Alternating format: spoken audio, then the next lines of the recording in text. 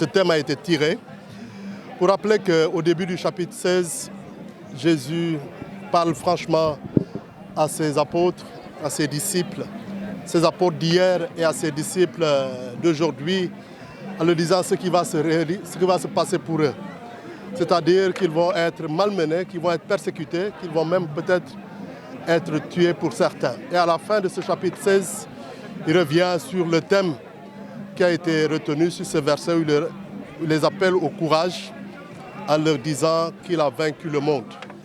Le monde, je l'ai dit dans mon homélie, selon le Christ, c'est ce monde qui a été créé par Dieu, ce monde qui est aimé de Dieu, cette humanité qui est objet de prédilection et où Dieu a envoyé son Fils pour sauver ce monde-là, puisque ce monde est aussi, et l'est encore sous l'influence du mal et du malin.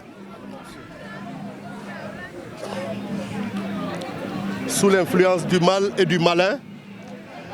Et donc, ce monde qui peut être rebelle à l'action de Dieu, qui peut être rebelle à la parole du Christ. Le Christ, en parlant ainsi à ses apôtres, il leur montre qu'il a déjà vaincu, puisque après avoir adressé à ses disciples ces paroles, lui-même est passé par la mort et il est ressuscité. Et après sa résurrection, c'est sûr que pour ses disciples, ces paroles qu'il leur a adressées la veille de sa mort devaient avoir une signification particulière parce qu'ils ont vu concrètement ce que ça signifiait. Il est passé par la mort, il est ressuscité. Il a vaincu définitivement le mal et nous invite à le suivre sur ce chemin. Mais en ne nous couvrant pas d'illusions, en nous montrant que le chemin sera difficile, il a été pour lui, il le sera aussi pour nous, mais il nous invite au courage. Et c'est ce que j'ai voulu rappeler aux jeunes, en leur disant de se méfier des prophètes qui leur donnent l'impression d'une vie tranquille, d'une vie calme, d'une vie sans difficulté. Il n'existe pas de vie sans difficulté.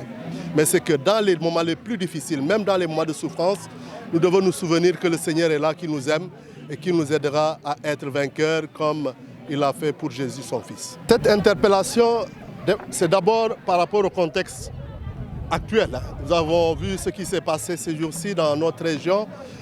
Et nous nous inclinons sous la mémoire de ceux qui sont tombés dans le champ de l'honneur en défendant notre pays.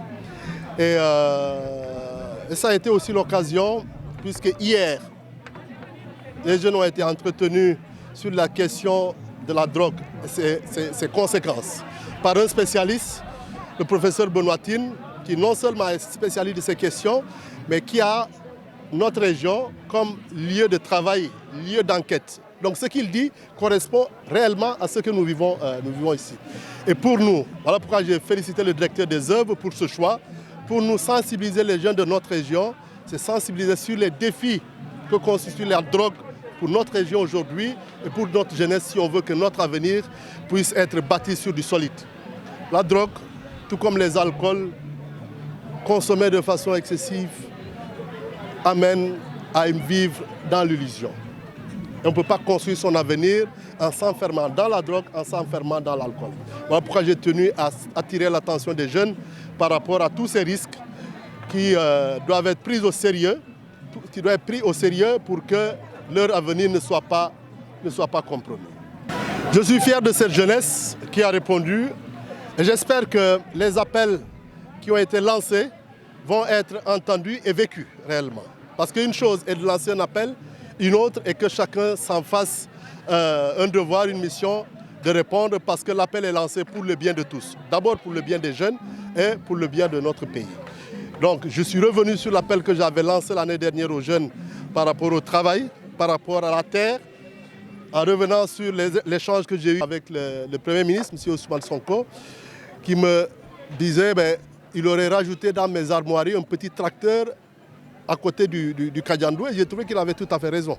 Je l'ai dit dans mon homélie, nous avons été la génération du Kajandou comme instrument de travail, un travail qui est certes difficile. Aujourd'hui, la jeunesse doit pouvoir compter sur d'autres moyens qui permettent de produire plus important et plus grand, c'est-à-dire le tracteur. La mécanisation de notre agriculture devrait permettre aux jeunes de s'y investir et d'y trouver leur récompense. Et si aussi on met à leur disposition des moyens pour le faire. Voilà pourquoi je sais que l'État est dans cette dynamique. J'encourage les jeunes à suivre tout ce qui va leur être proposé pour un retour à la terre, pour que nous puissions vivre dignement. Voilà donc pourquoi je suis revenu sur l'appel que j'avais lancé aux jeunes l'année dernière lors des JMJ à Moulombe.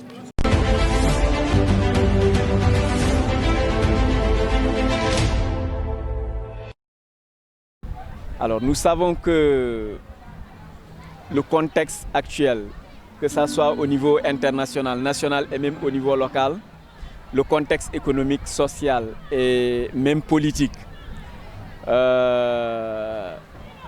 fait que, a priori, alors disons que c'est un contexte assez hostile et qui étouffe parfois ou semble étouffer les rêves des jeunes qui pensent que tout est perdu et qui conduit même jusqu'au désespoir.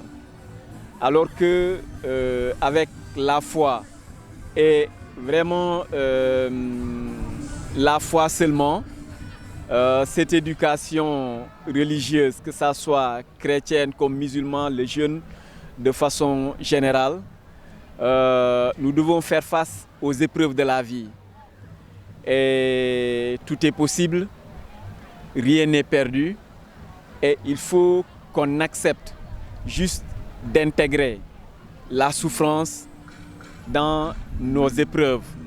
Alors comme dans la Bible, il est dit que si le grain de blé qui est resté seul ne meurt pas, qui est le grain de blé qui est semé ne meurt pas, il reste seul. Mais s'il meurt, il produit beaucoup de fruits. Aujourd'hui, il n'y a rien qui s'obtient sans sacrifice, sans épreuve. Et tant que les jeunes intègrent cela dans la vie, intègrent l'aspect sacrifice, je ne parle pas de souffrance, sacrifice dans la vie, il nous sera difficile de relever les défis. Mais c'est le message de l'évêque. Donc que ce soit les drogues, l'alcool, ne peuvent pas être de refuge. Et que notre foi également ne doit pas être un refuge passif, mais ça doit être une force vive qui vraiment va pousser les jeunes à l'action. Et que chaque jeune ait confiance en soi. C'est très important, la confiance en soi, et que chaque jeune croit en la valeur qu'il est. Chacun a un talent qui dort en lui. Mais c'est à travers l'épreuve que ce talent-là pourrait être vraiment valorisé au profit, au bénéfice des communautés. Donc que ça soit dans la famille, que ça soit dans nos communautés, que ça soit au niveau du quartier, de la région et du pays. C'est comme ça qu'on se rend utile à notre société. Donc qu'aucun jeune ne pense qu'il est inutile dans cette société. Et chacun est utile. Et c'est ce message fort que l'évêque a lancé à travers le thème de ces JMJ.